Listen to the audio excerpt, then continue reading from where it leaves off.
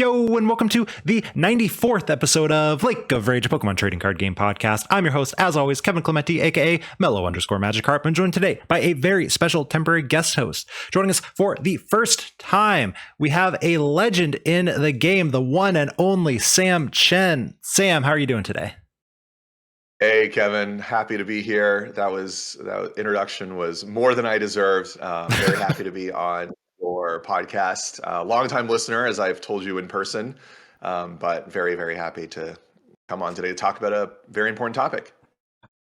I have to, before we do go on, you did come up to me Vancouver last year. At the time you're listening to this, you might be at Vancouver for this year. But Vancouver last year, you came up to me, and I was with JP and stuff. So I guess I didn't know it was next to each other already. But you're like, oh, yo, you're Mellow Magikarp. I love the podcast. And you're one of the people who, like, you were a huge name. And it's like, I was like so starstruck because when I first started, it was like, bro, that's Chen. Like, he just said that he loves the podcast. I was just like, thanks, bro. Like, I didn't know what to say from there. So that meant so much to me. No. I legitimately enjoy listening to your podcast. I think you do, very wide variety of topics, very interesting, and the guests are good, and you're a good facilitator as a host. And I do listen to almost every episode when YouTube recommends it to me. My recommended videos, I will click on it. Shout out to YouTube for that one. And if you are listening on YouTube, be sure to subscribe so you get recommended those videos more frequently. But speaking of the wide array of topics, we have a very special one for you today. We're going to talk a lot about organized play and why it is seemingly terrible for the Pokemon trading card game. Sam, is that a correct adjective? Can you co-sign that one for me, or did I go too far? Terrible is not the adjective I would use. I think the more political way to say it is there is plenty of room for improvement. It's a work in progress, if you will. But yeah, I mean, there are lots of shortcomings and general lack of transparency and lack of incorporation of player feedback, or even the solicitation of player feedback is, many problems that could potentially be solved. See, y'all see why I invited Sam on this one. So what we're going to do is we're going to go ahead and get in some rapid strike questions because this is the first time that he has joined us on the pod. Then we're going to get to know Sam a little bit, his history as a player, because it's a name that, you just top 16 to OCIC. Congrats on that, by the way. But Thank you. Some people might be like, it's a name I'm kind of like seeing around, and not realize that there's a lot of other accomplishments in there and a long storied history in the game. So I want to talk about that a little bit. And then we're going to talk about how did organized play get to this point? What's been some of the history? Why are tournaments run the way they are? Why is the world's invite structure run the way it is? And then, of course, will things actually get better? Where is the light at the end of the tunnel realistically sitting for us as Pokemon trading card game players? Also, you'll notice that there was no podcast in your feed last week. Be sure to follow at Lake of Rage Pod on Twitter for updates, or just don't be surprised when there's the occasional one that's missing because I'm at a regional or something, or I'm raising a child and my wife is doing something else. So that's why I wasn't there last week, but be sure to follow the Twitter for that one. Are you ready for your rapid strike question, Sam? There are no single strike or fusion strike questions I could have instead? Unfortunately, no, I did not prepare any of those. So you're stuck with these. I will do my best. I will do my best not to embarrass myself. Perfect. I don't know if you did listen to the episode where we had Alex Cook on, but he got in 1 minute, I think 4 questions answered. So you can beat that for sure. Okay, I will try. Perfect. So no explanation, straight off the dome, 60 seconds. Are you ready? I am. Question number 1, winter or summer? Oh, summer. What's your favorite snack? There's a Taiwanese snack called stinky tofu, and I love that.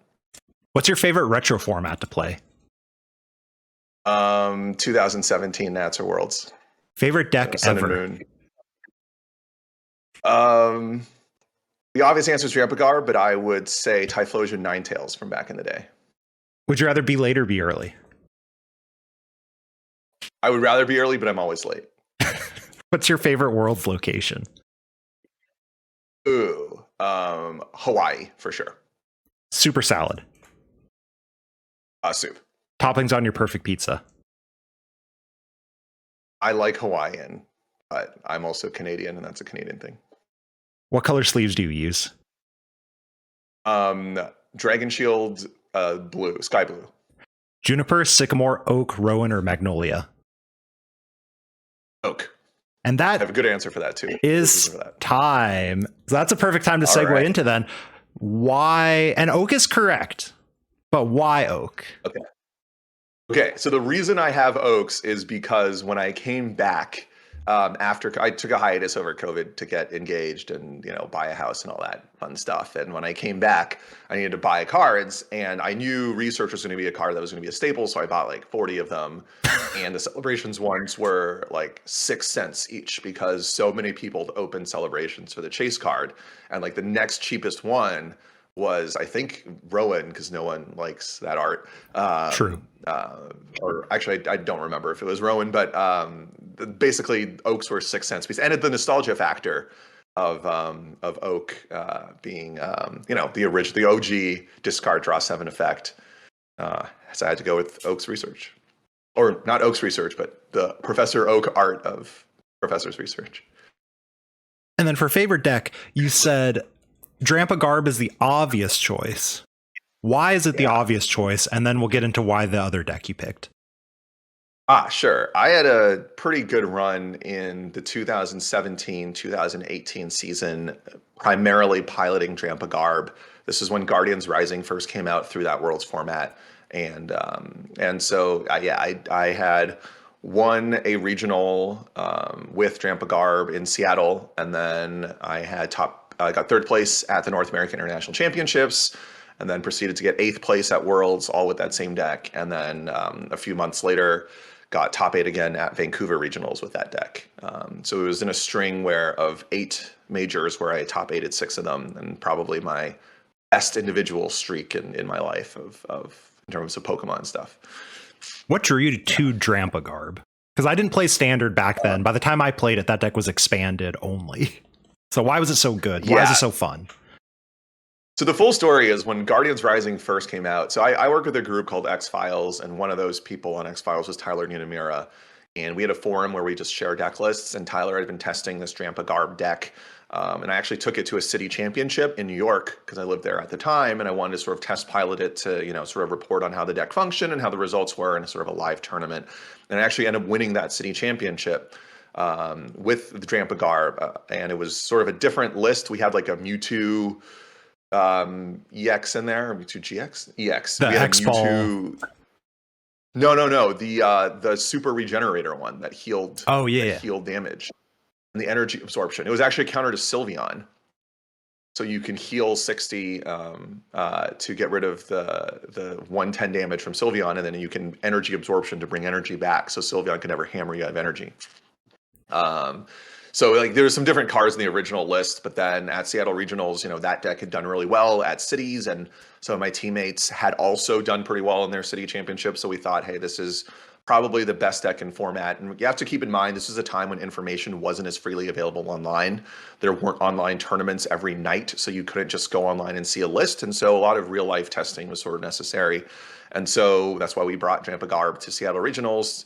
Tyler and I actually played one card off. I just didn't believe in the Shaman, even though he thought it was necessary. And so I got first, he got third. Great event for all of us that played it. All of us got top 32 that played the list. As you're speaking about this, I'm sorry. Yeah. I was going to say, I'm pulled up the Seattle Regionals and just looking at the list and the number of names that I recognize as a Seattle local of players who you recognize from the X-Files or possibly had the list from, Tyler and whatnot is. Yeah. I mean, it was for sure the best deck in the format. People were unprepared to play against Trashalanche. Like Trashalanche single-handedly killed Trainer's Mail as a reasonable card to play in a lot of decks. Mm-hmm. Every time my opponent would like Trainer's Mail for Ultra Ball or Trainer's Mail for VS Seeker, I'm like, oh, that's just plus 40 damage for me later in the game. And so yeah. And then so I kept playing that deck through NAIC since for NAIC I tested everything, but it was the only deck that I felt comfortable with. And then for Worlds, again, I knew going into Worlds, this is the deck I have to play. Yeah. So how were you able to, so you said people weren't prepared for it at Seattle Regionals, which is the same story I've heard. Anyone listening to this, go scroll through it, and there's a random Lapras, and then there's a Vespiquen, and then it's all Garbodor, like all the way down, right? how did you keep finding success if people eventually figured out how to play around Trashalanche? Yeah, Trashalanche is like for many decks and archetypes, it's like impossible to play around Trashalanche. Mhm. Not until Guardian GX came out was there sort of a reasonable way to with Twilight GX, but not until Guardian GX came out was there a reasonable way to consistently or a top deck to consistently not play items or retrieve those items from the discard. I think as much as you want to play around it, the Drampagar player can also be very defensive and move things and take the lines that are as defensive as possible. Like for example, at NAIC there was a game against Philip Schultz where I believe I righteous edged 7 or 8 times just to discard energy and pile damage on the field instead of taking knockouts. Mhm. And I did that because he played a Zygarde, which I had no counter for. And so I basically could not take a prize until he had like 1 or 2 prizes left, and then I had to end and pray. So that was my entire strategy, is to not take prizes. And I think that's one of the things that made the deck difficult to play against, especially in an N toxin format, where toxin being the Garbotoxin Garbodor that could trainer lock if there was a tool attached to it. Excuse me, ability lock. Wow, trainer lock with a tool would be insane. Yeah, that's That could ability lock with a tool attached. And so with a deck that's naturally equipped to play N toxin, you had multiple modes. And unless your opponent knew exactly what they were doing, it was very difficult to play against. And there's also something else I did is I actually played 20 games against myself of Drampagar Mirror. So I learned that matchup inside. It was painful. That's dedication right there. It was horrible. But I learned the in and outs of the matchup and like when you're supposed to take prizes, when you're supposed to attack with Trubbish and Garbodor. Was this acid spray? Okay. And not with Garbodor's 70 damage, flip a coin if heads discard energy attack. I used acid spray like way more than people did because sometimes you actually want to sacrifice your first Trubbish so your ends become a little more powerful. So you want to like chip damage, and especially like sometimes you knew the math of Drampa or Trashalanche hits later, like the 10 chip sometimes makes a difference. And if there's a 50-50 chance to force them to attach another energy card. So there's many control aspects to that deck, even though it's a take prizes deck. And so I think I just got better at playing it. And there was definitely some skill difference in terms of, if you didn't know what you were doing against it, some matchups were almost like 90-10 against people who didn't know what they were doing. And then that same matchup could be like 55-45 if both sides were playing perfectly. So you mentioned the Philip Schultz specifically, that matchup, but this kind of idea of this hand disruption is so important, right? Like giving up prizes so your ends are more like powerful, right? Because N is based off the number of prizes your opponent has left, and U, but number of prizes your opponent has less, so they can draw less cards. This is something that we see all the time. Obviously, N doesn't exist anymore, but it's like, oh, Marnie's beating people, or constant Marnie path spam or Judge path spam. How do you, as someone who knows you are a good player, so let's go back to 2017, Sam, right? So you know that you sit down, you're probably more skilled or experienced or whatever than most people are going to sit down against. How do you put down like, I'm gonna kind of prey a little bit on this hand disruption and bricking my opponent a little bit as a valid strategy to win the game? If that question made sense. Yeah, I think I know what you're asking. So, like specifically in that match against Philip Schultz, I found out game 1 he played Zygarde, Zygarde EX, which for fighting colorless did 60 damage. With a choice band, did 90 damage times 2, 180 kills Drampa, and that's exactly why he played it. So in that matchup, I can't win a traditional prize trade. I just can't. Like, there's no unless he prizes. Like, do I go over the 10% chance he prizes Zygarde? Or maybe let's just say 5% chance that he prizes Zygarde and also doesn't get it off his first 3 prizes. Also at that time, I knew the Schultz brothers liked to play town map. So also, I assume both Robin and Philip like doing it. So I was like, he might have town map in there as well to like dig the Zygarde out. So I just literally cannot start swinging with my normal strategy. I just have to go in and try to come from behind. So there's certain situations like that. Other times after a couple turns in a game, you just realize, hey, I'm down in prizes. If I just keep prize trading, I'm not going to win. So what I need to do is I need to target specific energy or attackers on their board with Lysander, and then take that knockout. And then eventually, he has to, or she has to attack with a worse attacker, and then that doesn't potentially one-shot a Lele or a Drampa, and then I end them that turn. So really, like, if you can sort of map out the game in your head and you're going to be behind in tempo by a couple turns, or by a turn or two, then you sort of pivot your strategy and see, what do I give up, and you know, what do I want the board state to look like when I'm ending my opponent down the road? Mhm. And back then, you know, decks played 4 Ultra Ball, 3 Lele, or 4 Lele, like 4N, 4 VS Seeker. So like what, a fifth of your deck, more than a fifth, almost a quarter, more than a quarter of your deck is ways to find N. So you can reasonably say, if I want to end my opponent any turn, I have access to that. And also to like answer sort of something you brought up, or respond to something you brought up a bit earlier about the Marnie situation, I think there's a huge difference between N and Marnie, or Judge, in that Judge played on the very first turn with a Judge path. That's like a Marshadow let loose, and that card was banned for very good reason. Yeah. Whereas N is like giving your opponent a Cynthia. So like it's having, you know, after the draw for turn, having access to 5 cards versus 7 cards sometimes makes a huge difference. Like Cynthia is a card, shuffle draw 6, that people voluntarily played in their deck because it was like a very, very good supporter. People played 4 of that card. So N, really, you don't have to, you choose when you get to a position to get end into, you know, nothing. Or into low number of cards. And you can, many games you can sort of, I mean, sometimes you can't control it because you just have to go for it. Yeah. But sometimes you can really control, like, I'm not going to take this prize. And something else that potentially helped in that format was that it was a 2 prize format a lot of the time. EX prizes were, the 2 prizes were 2 shots often. Sometimes obviously there was 1 shots happening, but it's mostly a 2-shot format. And in that 2-shot format, you can actually choose when to take the knockout. Right? You can say, I'm not going to take this knockout. I'm going to Lysander, hit that other thing.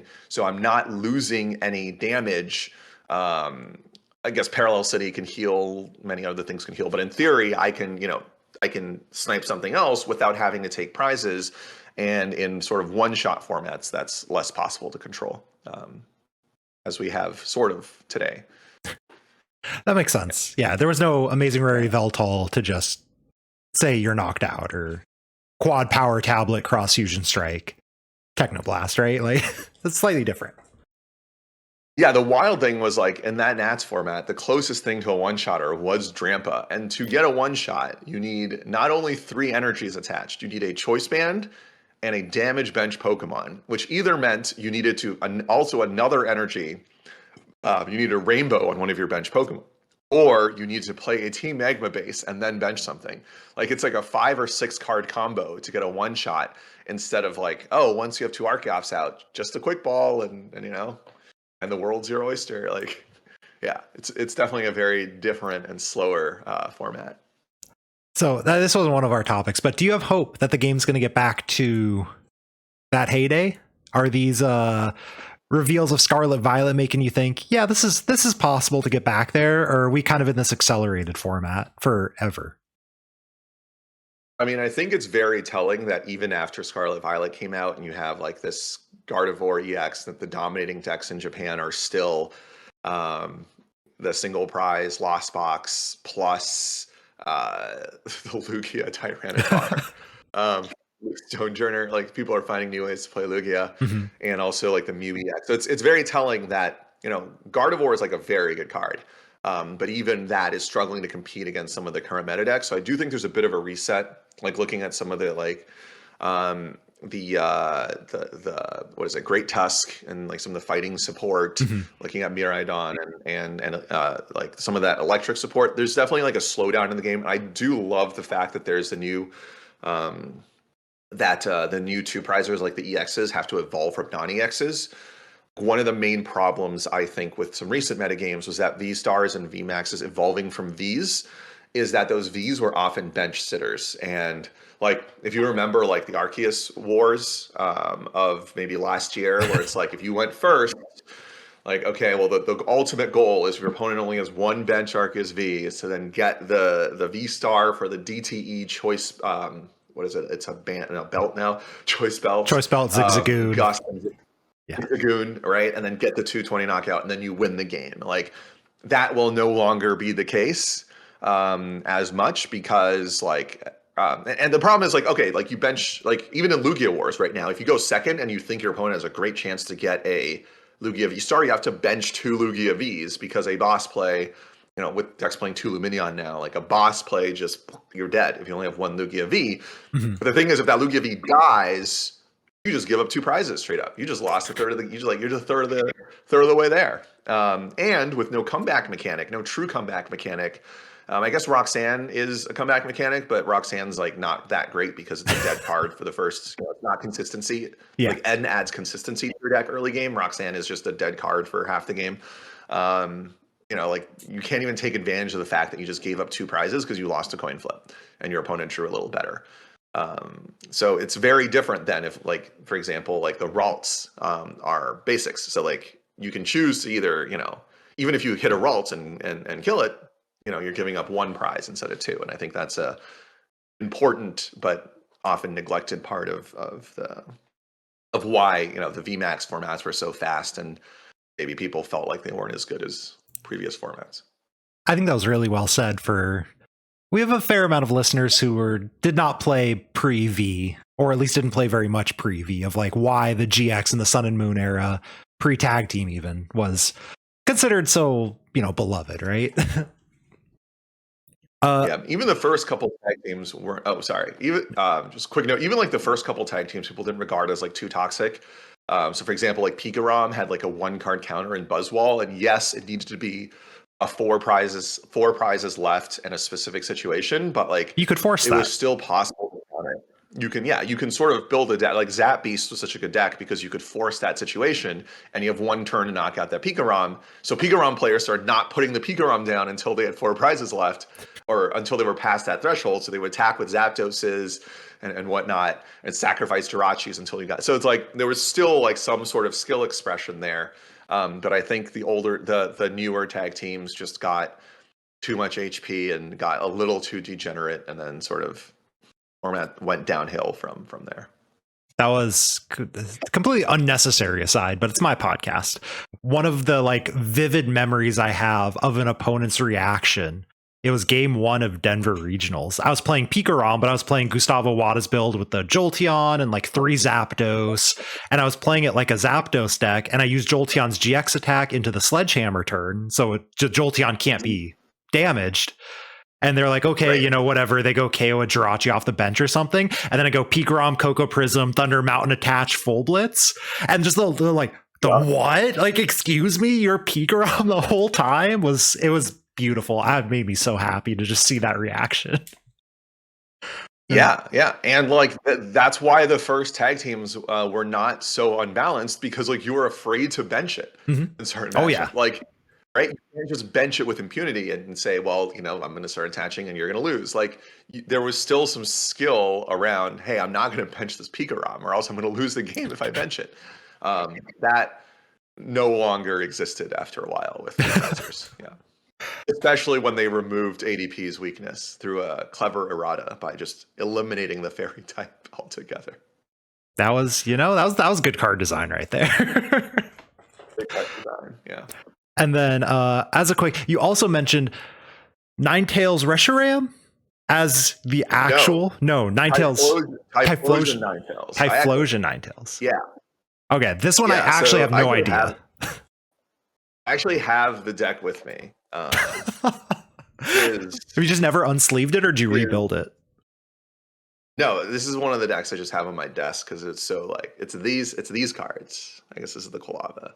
It's these 2 cards. Oh, this is Wizards of the Coast. Yeah. That's not what I was expecting. So I actually won my very first major event, which was a Super Battle Zone in 2003 with this deck, and I have it sleeved right here. I actually couldn't same cards. This wasn't like a show and tell. Oh, these are the same cards, the exact cards. Oh, that's so good. With the best card ever printed. Yeah. These were like, so it was the Neo Genesis Typhlosion with the legendary collection Ninetales, which is a reprint of the base set Ninetales. Mm-hmm. So I thought it's actually super cool that in 2003, power creep wasn't that bad, that a card from 4 years ago from the base set was still like a very viable card to play in a deck. That is there was a lot of bad card design in that era, but it is interesting how the Pokemon in general didn't get significantly better or worse through Rocket and Jim and then even Neo up until, Slowking and Sneasel, I guess, if you want to count them. If you want to count the wrong Yeah. Slowking, right? Like everything was kind of the same HP, hit the same damage. It was very interesting. The trainers, on the other hand, let's not talk about those. Well, the trainers, they actually realized the huge mistakes they were making. So like from Neo Genesis, they printed Professor Elm, which is shuffle your hand in your deck, draw 7, but no more trainers for the rest of the turn. Mm-hmm. And they also printed like Double Gust, which is just the worst gust of wind because your opponent got to do this. So people had to build their decks around like playing Double Gust. Yeah. So they sort of realized that, and like in the Ruby and Sapphire block, they printed Energy Removal 2, Crushing which is just Hammer. Energy Removal and a coin flip, and like Pokemon Reversal, which is Gust of Wind on a coin flip. So they realized that, oh man, we had some pretty broken cards in the first set of the game, and they sort of corrected that. And so yeah, I mean it's a pretty beloved format, I guess, as well because of the nostalgic reasons, and also as you said, Pokemon were sort of balanced, with the exception of Slowking, which is a whole other story, and the Feraligatr they didn't test very well. Oh, that's true. Anyway, let's jump into. We've been talking for over 25 minutes. I'm sure we can keep talking about old format stuff. Maybe we'll have you back on to talk about other history stuff for sure. But Sure, yeah, absolutely.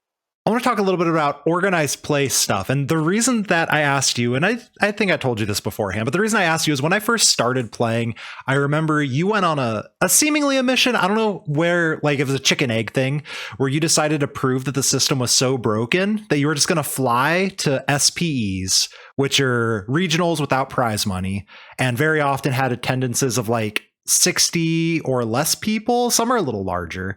But they gave regional level CP just to prove that you could day 2 just by doing like these things to prove how broken the system was. And so when I thought about like, who can we have on to talk about how broken the system is, Sam is the perfect person.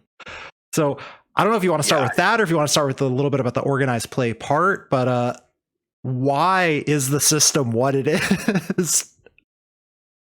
Yeah. So first on the system and then on the why. Okay. So this is 2018 when they started shadow dropping SPEs, meaning that they would like not make it publicly announced. Like I didn't find out about there was an SP in Bogota, Colombia, like the South American country, Colombia, that I just did not know about. I mean, like you have to be scouring the tournament listings to even see, or maybe following or having friends in the area. Mm-hmm. And so I was like pretty upset. And but at the point I was already like locked in top 16 when this was happening. So this is when I was, I guess, better as a player. So I was already locked in top 16 at that point.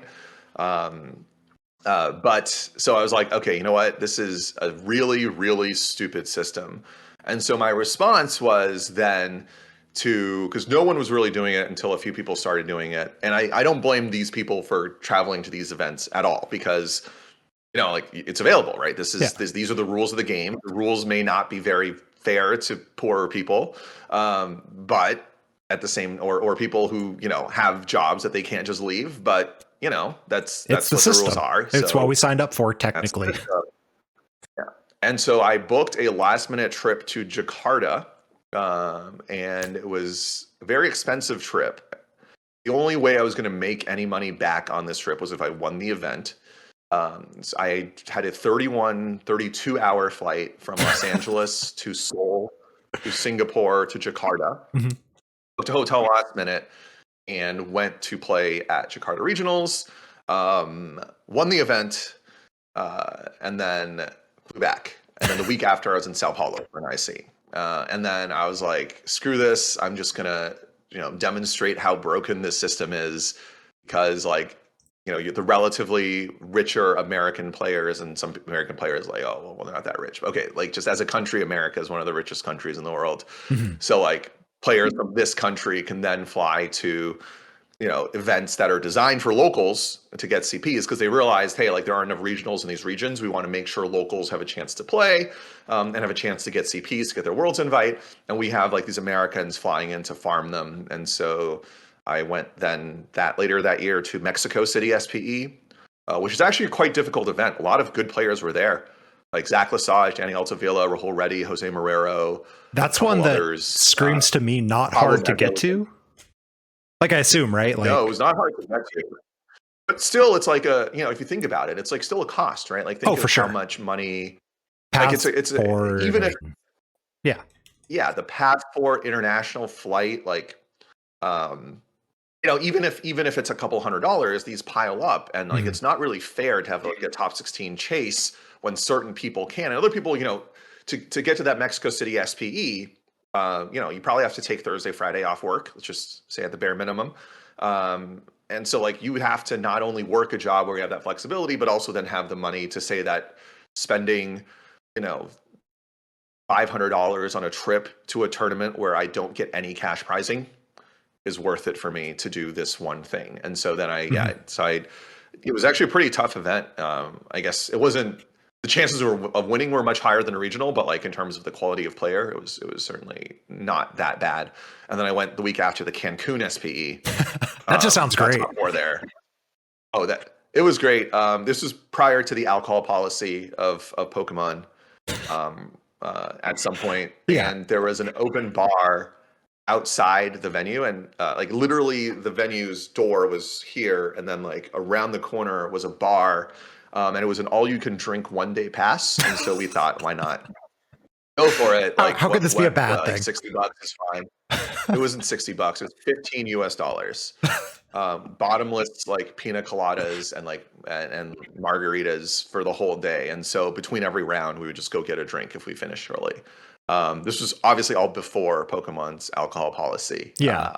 I even tweeted like I think I tweeted at that point like, what is the official Pokemon policy on having blood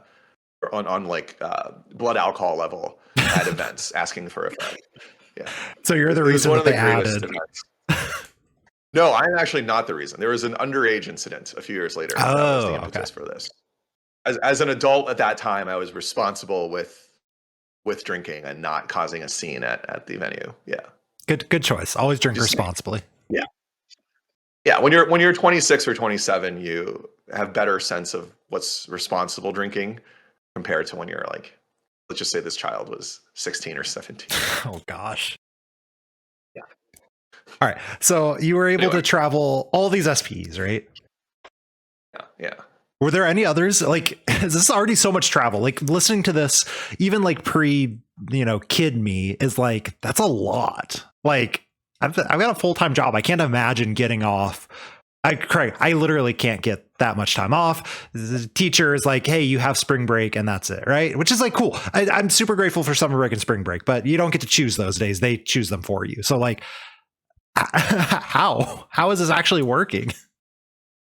Yeah, so I'm fortunate enough to work a job where I'm remote. I was even remote before COVID. Mm-hmm. So I work at a consulting company, building financial models for banks and other types of consulting work. And so I can always work remote, and I have the type of work ethic where I'm willing to like put in 18-hour days for like 3 or 4 days straight just to get something done. Mm-hmm.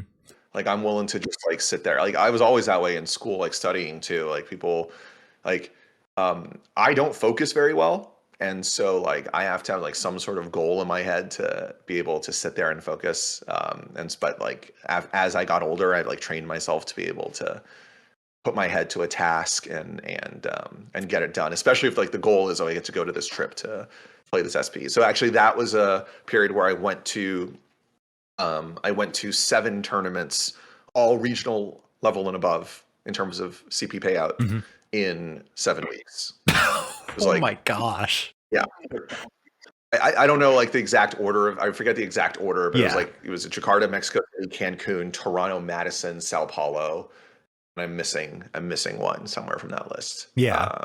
But that's it'll come to me. But yeah, so like I'm able to work on airplanes, sleep on airplanes pretty well. Just so if that's something you want to do. I mean, it's not for everyone, and it's certainly nothing I would recommend or even do again at this point. But for the degenerates, I mean, I really just wanted to prove that it could be done to buy a day two invite, and that's not very competitively fair. Mhm. Like, it's very against. They've designed a tournament system that's like very against the very spirit of the game that they purport to uphold. So I want to play devil's advocate to the buy it real quick, because this is not a fun podcast if I just co-sign everything. No, please. I'm more than happy to take criticism of this opinion. So you still, like, you can go to 7 regionals in 7 weeks, or the IC in there, whatever, who cares, right? 7 regionals in 7 weeks. That doesn't mean you're going to perform at those regionals without good finishes. So where does that line get drawn between the day 2 invite of, I'm just going to throw a bunch at the wall and eventually stuff will stick, versus like, you still have to get high finishes, right? Like, let's look at Piper this year. At 3 regionals include a win, and a top 8, right? Like, she is just, the quality there is not something you can replicate just by going to every regional, right? So like, where does that come into play?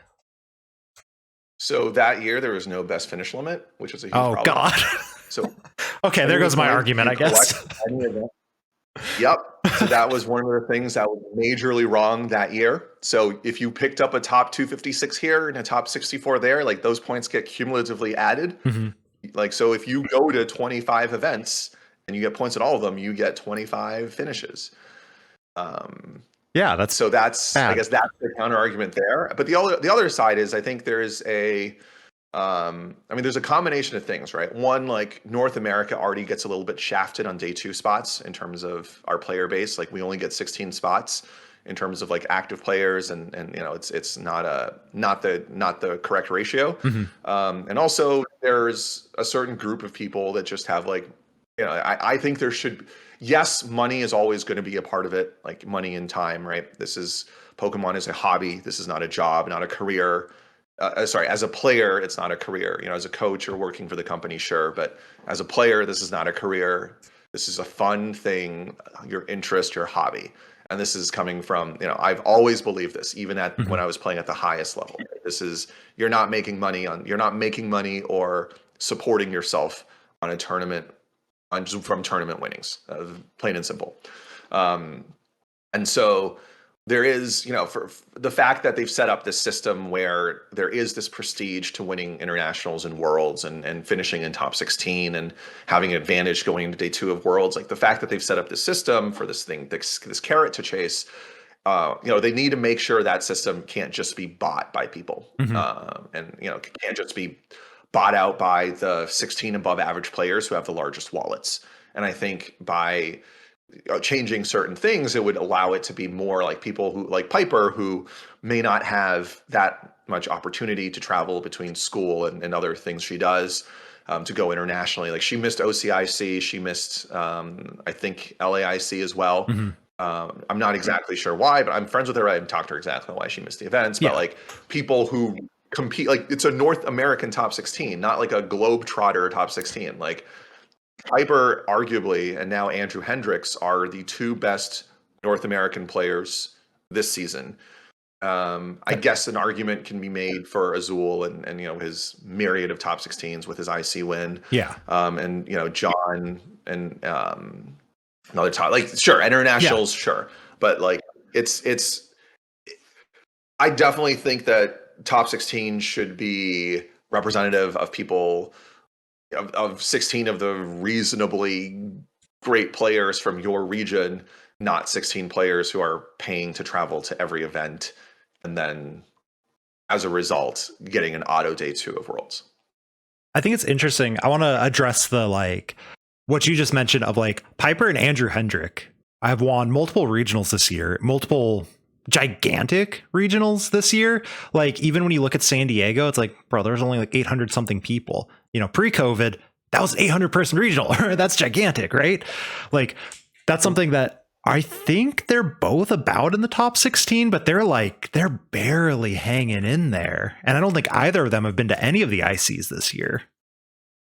So yeah, I mean, I really don't know what to think about I mean, I do have some opinions, but I don't have like a final conclusion on it. Mhm. I do think that ICs are important to the game, but they're overweighted in terms of points. Would a best finish, is it as simple as putting a best finish limit on it?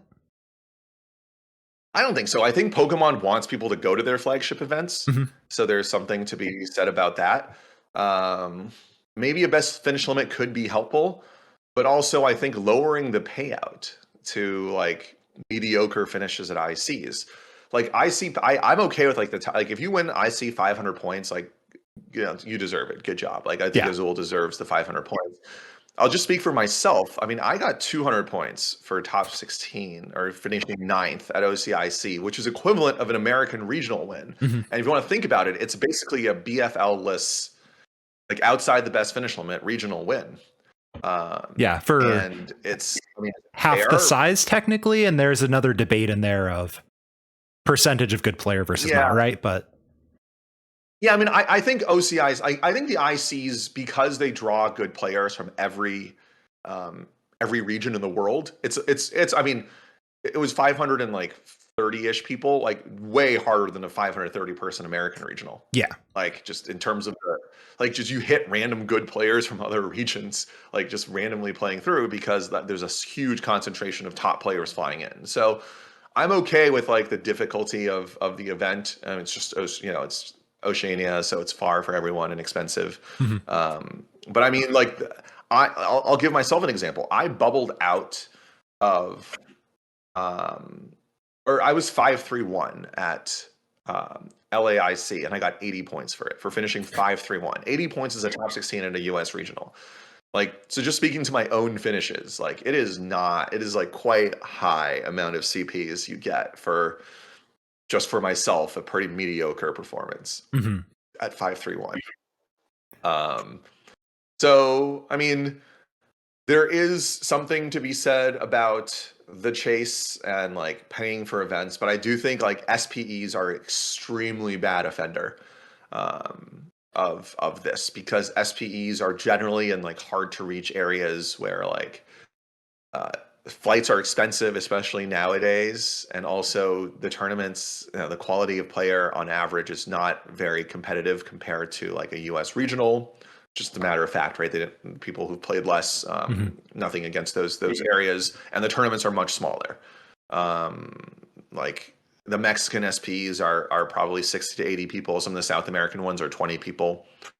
Um, I mean, a Yeah. lot of people from 2017, 2018, 2019 have gone to farm those events, myself included, and it's just like not very fair, not only to everyone else in the US, but oftentimes like they schedule SPEs with the idea that that 200 point could go to a local to help them get their world's invite, right? And to like to grow the game in a smaller country or a smaller area, you want people from the local area to make the world championships. Mhm. Because like when you see someone make worlds, it sort of snowballs. You see, oh, this person made worlds, I want to make worlds next year. I have talked to people who find it a little discouraging um, that they're basically taking worlds invites away from like we're taking worlds invites away from weaker regions. The intent there is not to give Americans a CP farm or in a different part of the world. Mhm. The idea there is to promote local play without having to pay out for a regional. And obviously that at least before COVID, that wasn't getting achieved by the SPs, or the fact that Americans were going in to farm these points was not helpful toward the effect of getting more local players toward the World's Invite. So the current like system is, and we had Henry Brand on at the start of the Lost Origin format explaining why top 4 in Oceania is literally one of the worst things I could have ever done for the game, right? Because it's like more than 4 people work together and now you can't work with your friends because blah blah blah, right? LATAM gets 8, I believe, EU gets 22, and NA gets 16. Mhm. Is that system ever going to become better if it stops being top X and starts being a CP threshold for each area? Or is it like top X is good and the rest of the system around it needs to be fixed? Or is this a like everything's just kind of messed up right now and everything needs to get fixed? Like just period. So do you know why it's 22 and 16 for Europe and America? My assumption, and please tell me when I'm wrong, but my assumption has been because Worlds is in North America every single year, and Europe has a giant player base, and it's to help more players get that stipend to travel over to North American Worlds. But that's purely just me guessing. So you are on the right track, but there is a very specific reason why it's 22 and 16. Mhm. Um, the 22 for Europe is because there used to be 11 national championships in Europe before they moved over to the international championship format. So the national championships used to pay out a travel award for first and second place to the world championships. Okay. Uh, and so with 11 nationals and 22 now travel awards, they didn't want to take anything away from Europe. The reason originally for those travel awards was to help them, the national champion and the second place finisher, to be able to go to Worlds in the United States. So you are correct about that part. But the reason why specifically it's 22 is just because of the 11 former national championships that existed. How long And ago was 16 in that? North America, up until 2015, up until 2014, 2015 season. Okay. I think. So it's been like Don't 8 quote me. years, and they're like, yeah, this is fine.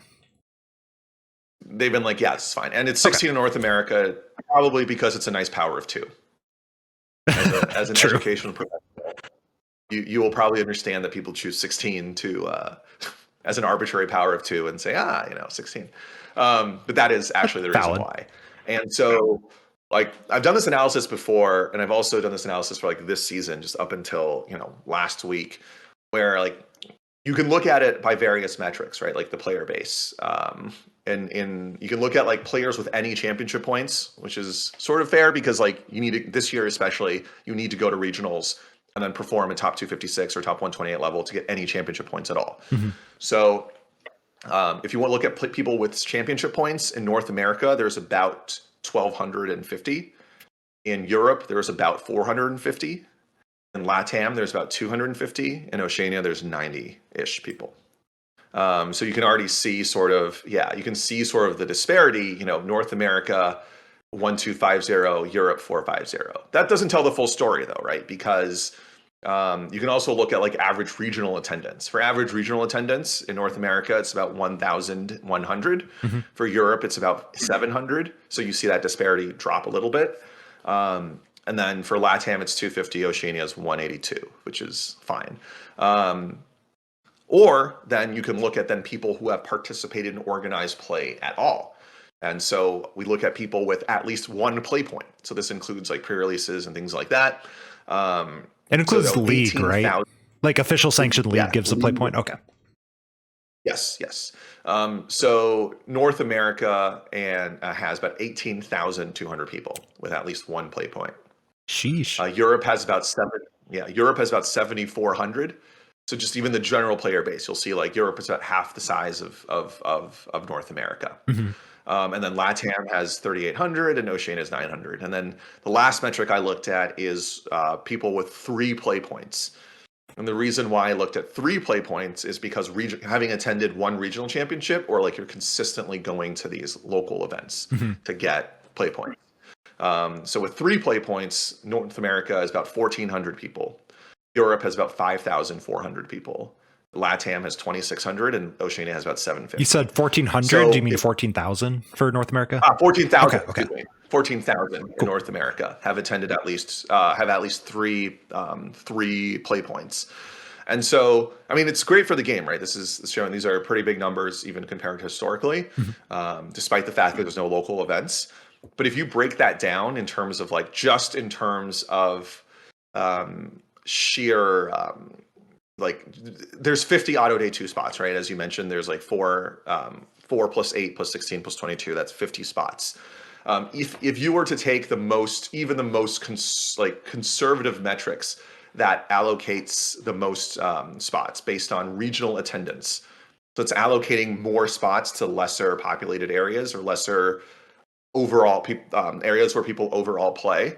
That would be for the 50 spots, it would be 24 to North America, 16 to Europe, 8 to LATAM, and 4 to Oceania. And this is based on average regional attendance. if you just look at the average regional attendance in those 4 territories. Did you keep Now, those you numbers might say, pretty on okay, purpose? no, that's Okay. exact. Okay. Like, yeah, these numbers actually get a lot uglier if you look at like from a different angle. So this is based on just average regional attendance, which is like sort of you can say there's small sample size. Oceania only had a few regionals. LATAM only had 1, I think, so far. So yeah, it's not, the greatest, there is some small sample size issues, but you see overall, like the ratio is like 24 North America, 16 Europe, 6 LATAM, 4 Oceania.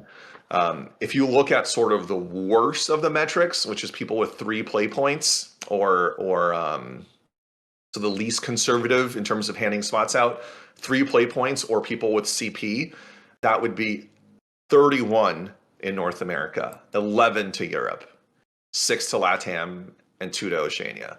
So we can see by like tournament attendance, and obviously tournament attendance is a function of availability and the fact that there's so many in America. But like in that range, right? Like if you want to do it sort of, and there's other metrics that I thought of just to keep it simple for the listeners, somewhere between 24 and 31 spots out of the 50 for North America, and 11 to 16 spots for Europe. And if we can even reduce that by a little bit to give more spots to Oceania to encourage people to play, I'm okay with that as well. And LATAM, the more developing zones. But I think, the fact that 22 spots goes to Europe, 16 goes to North America, it's like pretty archaic, and it's sort of entrenched, and no one has, I guess it needs to be recalibrated at some point. And will it ever change? Not hopeful in the future. Because of some of the organized play issues that we spoke of before. Do you think, like, is this ever something that they're worried about, the day 2 structure, or is it? And this is something most of our listeners are like, bro, day 2 is a pipe dream, right? I've been invite and chill my whole time playing. Like day 2 isn't even I've been in technically contention for an IC stipend twice, and both times I've been like, no, I'm not even going to another regional to do it, let alone anything else. So is day 2 something that they're even looking at, or are they worried about that day 1 number, and then day 2 is like, meh, whatever. Day 1 will fix the day 2 stuff by the time it rolls around. They will never care about the day 2 number, I think. I think the current people at organized play have shown that they do not give a damn about competitive fairness in day 2. It's just like something that it's like a shiny carrot they can hold out, and like it's a dogfight for it, and no one cares. Like I don't think anyone. I guess it's unfair to say that people don't care. I think that anyone who works for Pokemon who cares are not the ones making the decisions about the tournament format. Yeah. And regarding day 1 too, I mean, look how long it took them to give us any info. I mean, they knew well in advance that locals weren't coming back. I know for a fact that they knew that was the case, and they decided to not announce anything as January rolled around. Like people anticipating, especially people with who are banking their world's invites on going to a lot of local events and filling them out in January. I know people who are locals of mine in California now who have told me like, yeah, they're just going to wait until January when locals come around. So they're going to go to a few regionals. And because it's so like prohibitively expensive to go to East Coast regionals. Oh yeah. Like the most egregious, my Baltimore flight was 500 something. My flight to Peoria, just the flight, wasn't even a direct flight because Peoria is the wilderness. It's just not Chicago. Why is it not Chicago? Because the tournament organizer wants to save money. I mean, Peoria actually has an even funnier story, or even sadder story, depending on how you want to view it. But my Peoria flight was $700, just the flight, not hotel, not food or any kind. Yeah, just $700. Okay. Oh, that's outside of my budget. For any listeners wondering, that is, I set a budget of $400 as the maximal for a flight, which is not easy from the West Coast. Yeah, this is a complete digression, but Peoria was supposed to be in St. Louis, but some logistical issues and incompetence overall led to it being in Peoria. That's all I'll say about it. Tremendous, yeah. But back to this point is like some of my locals were like, hey, we're going to go to the West Coast regionals in Dallas, right? There's 5. There's Vancouver, Fresno, Dallas, Salt Lake, and I'm missing one, San Diego. So we're just going to go to those, and we're going to fill in the 500 points with locals. And the problem is then, like, you announce this halfway through. If they knew in September that they weren't going to, even like there were some cheaper regionals you could have gone to on the East Coast had they known they needed 350. So one of my friends who lives like 10 minutes away from me is like now literally going out to every regional and going to Knox. He went to Knoxville. He's going to like Charlotte and Fort Wayne, like just to chase his invite, because it wasn't told to us earlier before that, oh, you need to get 350 points through just regionals and ICs. And it's a little, like, honestly, it's a little hostile to players, especially if they don't live in a geographically advantageous area to play Pokemon, like the Midwest, or living by a hub, an airport hub on the East Coast. And no, so like as much as they do emphasize day one, they also like this extremely poor planning of not being upfront about who makes worlds and how to make worlds is like really unfortunate. Yeah. That announcement is such a like, because exactly what you're saying is just like something that I want to like extra cosign, because I think a lot of people out there will resonate with that as well. Of, okay, 500 is the goal. That means locals are coming back. If you know at the beginning of the year it's 350 without locals, that might change. I'm not going to go to more regionals, or maybe I am going to extend out. And like I said, my budget would be 400 maximal for a round trip. Maybe I would extend out to 500, or maybe I'd say, screw that, I'm going to go down to 300 because I'm just going to go to the ones that are the best, right? So it's so unfortunate that it took them so long for something that it seems obvious. The worst part is like people, sure, your average player isn't going to win 8 League Cups throughout a year, right? But I think like for an average player, 3 League Cup wins and a few points here and there, like it's very reasonable for someone to get 250 to 300 points through League Cups, especially someone who grinds locals. And people expected with locals being back, there would also be, league challenges. So you can get another 50 points from league challenges, assuming you don't win them all, but just random top 4s and, top 8s and whatnot. So people can reasonably expect to get 300 points from locals. And so there was people who were banking on doing that and grinding that. And so for them, the plan at the original of the year, like I actually worked with someone on this.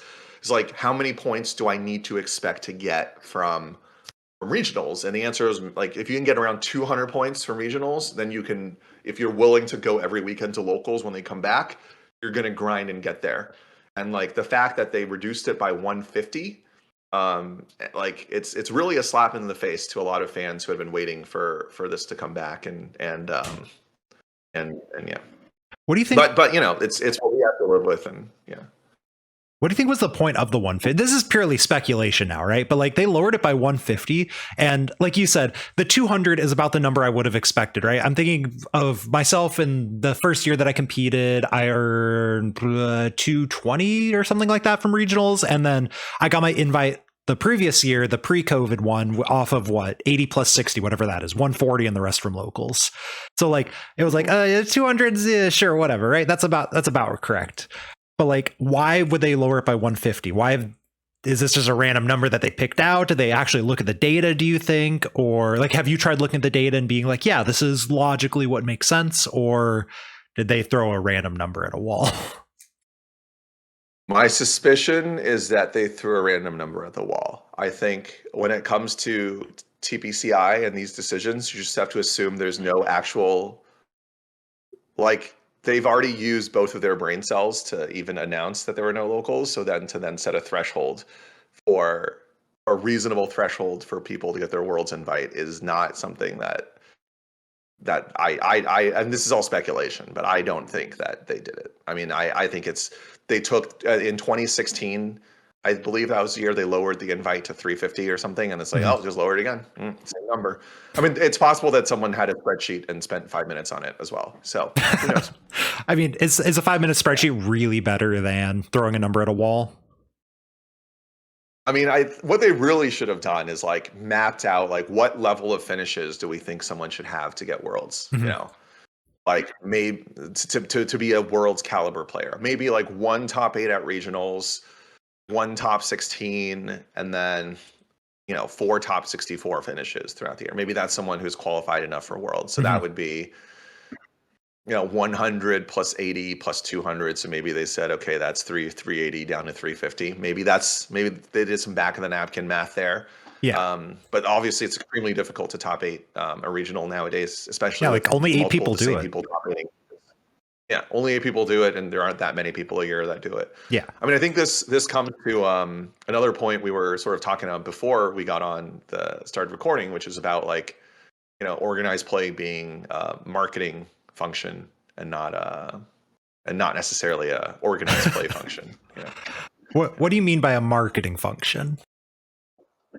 Yeah, so organized play, for those who don't know, sits under the marketing division of TPCI. Like there's no like it's not like, oh, like this is, we want to it's not like sort of Magic the Gathering where their whole product is based on the fact that tournaments exist, right? And there is that to some extent in Pokemon.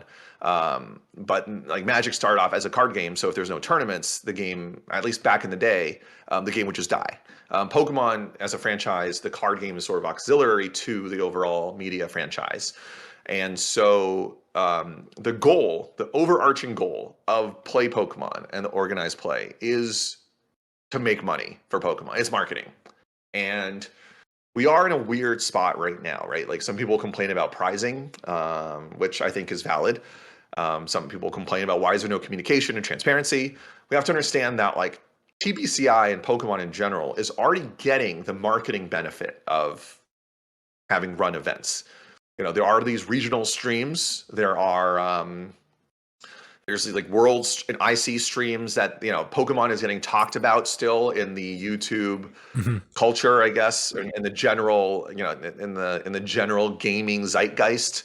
Pokemon is considered one of the 3 OG card games with Magic and Yu-Gi-Oh. So like they are getting that benefit, that marketing benefit of staying relevant, of getting talked about, and also just having those media clips to be able to market the game. And so I also do think there is some benefit to Pokemon for like there being something to do with these cards. Like if there was no organized play, people were just collecting it, I think the game would not sell as well. And I know for a fact, and this is something that people may not be aware, but like 90% of Pokemon TCG sales are like little kids going to buy, EX boxes at their local big box store. It is not the competitive player. And so they need to balance, the fact that the game really, they're not making that much money off the competitive scene in terms of like competitive players buying cards. They're making money by marketing the idea that there is this Pokemon trading card game that you can play with your friends. That is where they're getting the marketing benefit. And so like the way I think of tournaments is sort of, the way I believe TPCI thinks of organized play in tournaments is sort of the concept of like in business, there's like the idea of a loss leader. I don't know if you're familiar with that term. Well, let's pretend I'm not. What is basically it? Yeah, so it's like it's basically like a product that you sell or something, a cost that you take to attract customers. And so a good example is like Costco sells like their hot dogs for like basically like less than $1, right? You get like a slice of pizza for $2. Yeah. The rotisserie chickens so Costco's rotisserie chickens are $4.99 across the country, no matter what, regardless of inflation. And the reason for that is they put the rotisserie chicken back in the kitchen. So if you're going to go get that $5 rotisserie chicken, you're going to walk through the whole store, and then you're going to pick up some of the things you need. It's a big old store, yeah. I am guilty of going to like, hey, what do I want for lunch? Let's just go to the Costco food court, get like some cheap hot dogs and pizza, and then we'll go like do our Costco run. So like that's the idea of a loss leader, right? Like they're not making money on those chickens. They're not making money on the hot dogs and chicken wraps or whatever. I forgot what they were called, but the chicken bakes. Like they're not making money on that. They're there as an incentive for for you to go to the store to buy their other stuff. And so the idea is that like organized play, the marketing, the streams are for people, like casual people, to see on YouTube, oh, Pokemon there's this tournament, I want to go buy some cards. And that's something they've learned like pretty recently. Like they've only recently been less hostile towards like content creators and allowing them to use their trademarks and images, um, in a way that's, that helps promote the game. Like they've only recently started recognizing, and this is like in the last 5 years, Mhm. started recognizing the benefit of popular YouTubers and streamers on how like pack openings and things like that, how that contributes to their audience and like the overall marketing of Pokemon. And can And I so add it's to the that real same quick function. as the content creator side Yeah. of it to kind of co-sign what you're saying? I'm a big fan. The person who is in charge of the content creation outreach for Pokemon TPCI is incredibly good at his job and probably doesn't get paid enough for how good he is at communicating for a corporation that's bad at communication. But the way they support competitive content creators is, I love it. Please keep doing it. But they send us product to open up on stream, right? It's not anything competitive related. I don't know if they know how that would be done, even if they want to, but it doesn't seem like they want to. And I'm a big fan. I will happily open up on stream and for YouTube any and all product they give me because it's incredibly fun to do. But that's how they support us, right? Is, hey, competitive content creator, Mellow Magikarp or Azul or whomever, open the product, which is going towards pack openings, selling product, not the competitive game, right? Yeah. Yeah. I mean, this is really all they can do, because I mean, if you just look at like views of like and popularity of people who do pack openings versus like competitive streamers, like It's massive. only a few, like it's massive difference, because the general population wants to go to Target and pick up a pack and open a shiny, EX card or V card. Yeah. They don't want to sit down and learn the game. And so to that end, like there is some, like the whole point of organized play, I think from a marketing's perspective, is that there's this appeal for someone to like be like, hey, I want to compete in a tournament. I want to go to local pre-release. Like I want like this is just something else to do with the cards. Mm-hmm. Or else it's just like collecting baseball cards, and Pokemon would not be as I mean, baseball collections are obviously can get very pricey, but there's, it's not as mainstream and culturally mainstream as Pokemon is. And I think part of the contributing factor is not only that it's the Pokemon media franchise, but that there is a card game associated with the tournament structure and card game associated with it. Mm-hmm. Is this why you think pre-releases are the only local to have come back outside of, I guess, League, I guess, but like, is this why pre-releases were rushed back and challenges and cups are like, yeah, this eventually maybe? Yes. So if you view the entire working of organized play as a function of marketing, and also keeping in mind that the team of people who run organized play are severely underpaid, which I guess, I mean, they're basically making, entry level position salaries in terms of field, like where they could get a job elsewhere. Mm-hmm. Like it is not, I mean, I don't blame them at all. Like they're not given the resources, they're not paid enough. And then their directive is to sell cards, not to foster a vibrant, competitive and healthy tournament structure.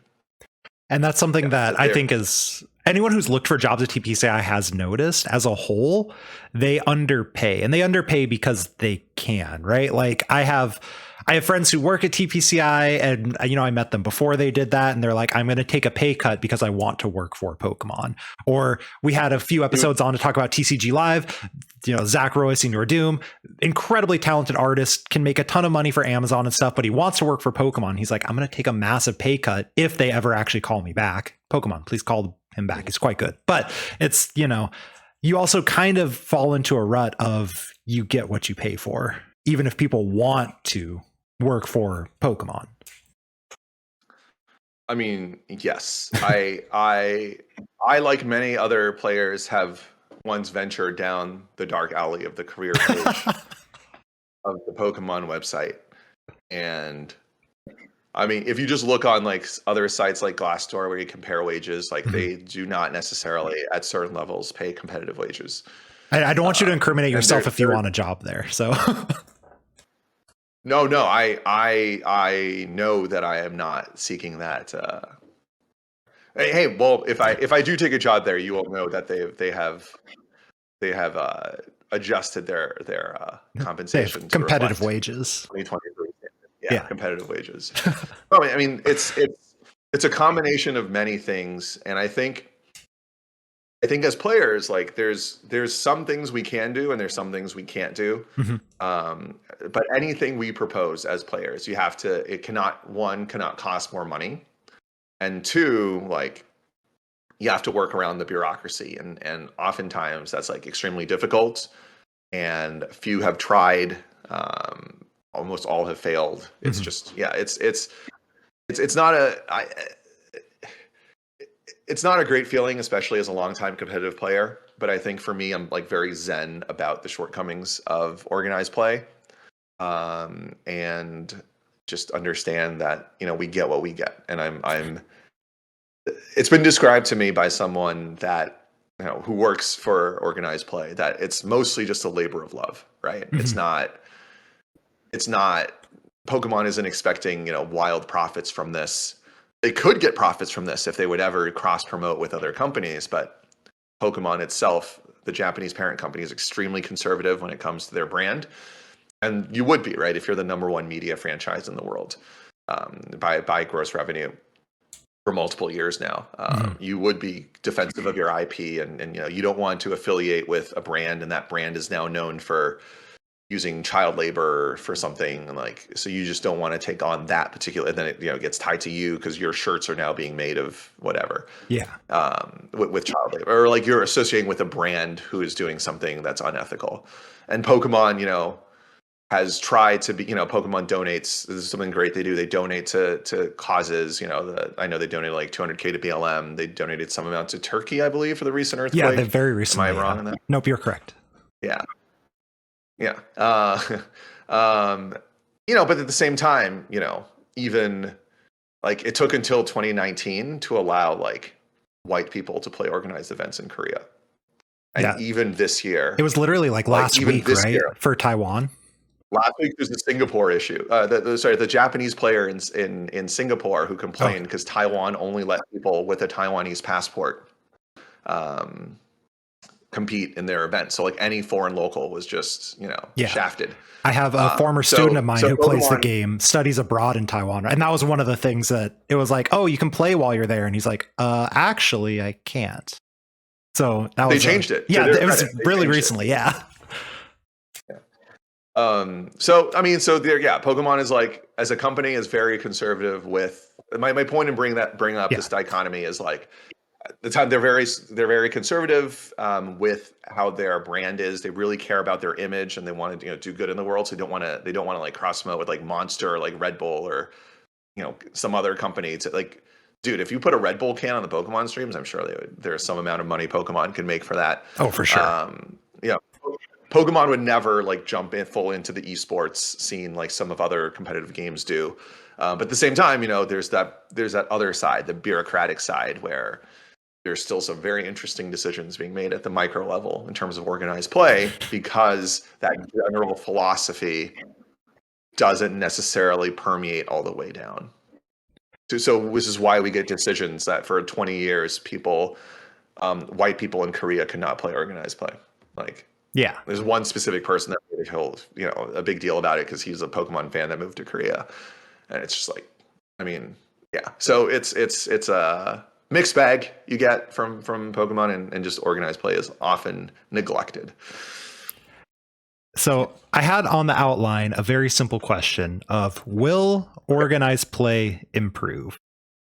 And I feel like I know where this is going to go, but a very simple, should we be holding our breath for a stronger system, better communication, or have we got what we're going to get and we just need to play the game? Or not, I guess. I'm going to co-sign play the game because the game's fun. But Yeah, definitely play the game, but I don't think things are going to improve in the near term. I really don't.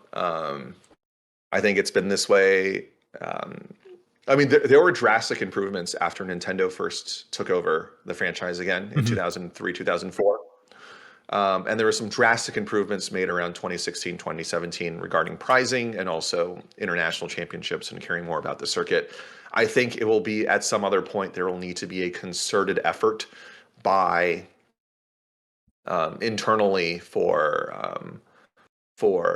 for things to change drastically, like a redesign of the system. They won't. I just don't think they have the capacity to make to make intermediate or what's the word I'm looking for?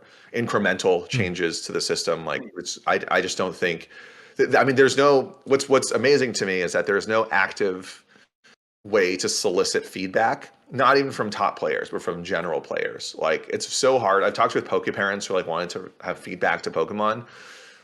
I mean, it was it was the year 2018, I believe, when everyone received an email who had filed a support ticket. Mhm. Half a year later, that all support tickets were being closed and that they assume that the issue has already been resolved. And if it has not been resolved, please write back. Cool. So that was 5 years ago. I mean, they've gotten much better at answering support tickets, but it's Mhm. still like incredibly difficult to have your opinion heard. I have like personally, because I guess I care, I have lobbied like for various things. Like one of the things that I had lobbied for that I'm glad was successful is changing the stipend to be quarterly instead of annual. I was one of the main beneficiaries of like before, right? Like if you top forward Q1, Mhm. then you would top four Q2 or like top 16 Q2, Q3, Q4 because Yeah. the points carry over and it sort of snowballs. So if you don't do well Q1, there's just no way to compete for, any of the monetary awards. And now, so I talked to a few people who worked at TPCI and that took still a little bit to get changed, but it was something within the realm of the software that they could do. And I did gather some support from other top players who are saying like, hey, you know, we we want to have the option for someone to play really hard for 1 quarter and to be able to get a stipend, like more diversify who gets the stipends and travel awards, right? This is what I mean, right? Whenever you have a suggestion, it can't cost them more money. You just need to pay different people. Like that's sort of the idea. And I think like that's more fair, but those are the types of like small changes you could make. Mhm. Um, if you talk to the right people or just, if you know it's something that's popular and get the support from the right people. There's other like rules changes that could potentially be made. Like I was a big person who lobbied for the DPL and QPL instead of taking two prize cards, and that got changed after some time. And I talked to some people about that too. And so like there are small changes that can be made, but I would not hold my breath um, for like increased prize support or even better communication. I think it just heavily depends on whoever the person running the show is. Like, I know here, I'll say this, and I don't mean, and again, I've also said that these people are extremely underpaid and probably overqualified for their job. Mhm. Um, but like, if I was this bad at like communicating with my client base about tournaments and like locals, like world's invite structure, like if I was this bad, I would be fired immediately. I'm same. Like, yeah, it would just not like it's not a yeah. My manager would not stand for this. Like, and I think many people who are Mhm. listeners or parents here or just adult players will like, yeah, you cannot. This is not something that's tolerable in a professional setting. But again, not a professional setting. This is marketing. Yeah. This is something to consider, right? And like something wild is that like I've booked my flight to EUIC very recently. Mhm. Even though registration is still Not not been up. released yet. Oh, registration's not up yet. I have a trip. I'm going on a trip to Taiwan. Probably by the time this is released, or maybe a little bit after, to take my wedding photos. Um, Cool. I'm like definitely concerned that like they're gonna drop it like when I'm taking my wedding photos or like on one of the flights. So I've actually like set up some contingencies um, to prevent that from happening. Yeah. So like I'm like set up a different Gmail account to link my Arcanine Labs account to that new Gmail account so that when it drops, I can give the password to that account to one of my friends to sign me up immediately. Like you should not be jumping through this many, like communication should not be this bad. Yeah. They know when the tournament is, they know the dimensions of the venue. Like if they need help, like I can go to IKEA and buy them 100 chairs. Like I don't like this is it's a logistical like it is so it, it is such a level of like incompetence and logistical failure Mhm. that they don't know exactly how many people are going to be there and haven't released registration yet. And I mean, they're going to get away with it, right? Because people keep playing. And Yep. once again, as I said before, they're getting the marketing benefit. Like the average layman does not know about the struggles of like signing up for tournaments, or like for LAIC last year, there were multiple waves, released at 9 a.m., 2 p.m., and 7 p.m. And like there were Pokemon's like on Facebook, like, oh, I really want my son to get into this event, but I had to work a shift and then I missed it. There was only a 10-second window. I mean, it's honestly ridiculous that that their flagship events of the year have this poor communication, this poor planning, and I mean, it's really a slap in the face to the players. But Yeah. we love the game, we love the community, and we want to keep it growing. Something that I guess I should have said at the start, and you made me kind of realize through that, is all these things are said, if there are any TPCI people listening, they are said out of love, but also out of, like you said, frustration. It's like we care a lot, and that's why we are so harsh about these things. This isn't like random, like, oh, let's just bash the company, because no, this is very important to a lot of people. This is not just like, nothing Sam is saying is exclusive to you, right? Like you represent technically, unofficially, a large amount of the player base, right? So this is just like the frustrations of many people being voiced out there, right? Yeah, and I've talked to TBCI employees who agree with me on a lot of these things. It's just that, as at a certain level, you don't have any capacity to make any change, right? Yep. And I fully appreciate that. There's a few people who could make changes in the position I too. hope they're and listening. I hope they're listening as well. I mean, this is I mean, there are a lot of things they're doing right. I think is something to be said as well. I mean, regionals attendance is growing. The stream is very professional. Like the tournaments start after switching to Arcanine Labs, tournaments have been running a lot smoother.